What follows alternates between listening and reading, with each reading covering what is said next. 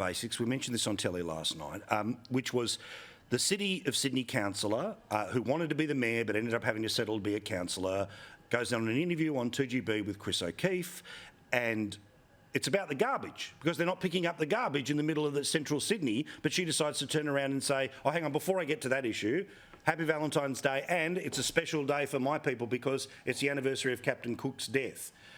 Talk about just...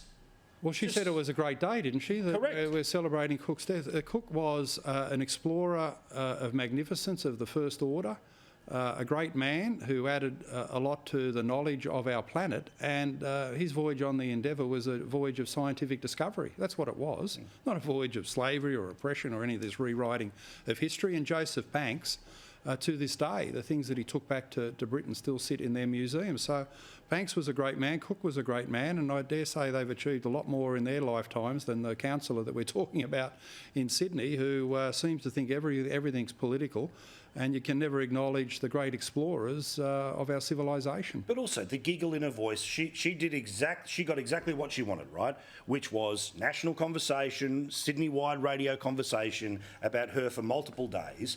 But the reality is the people who pay the rates, who vote for her, the garbage isn't being picked up. And this is a wider issue. Well, yeah, that's right. She was, Chris O'Keefe there was asking her about the garbage collection, which is hopeless, and things are rotting on the street.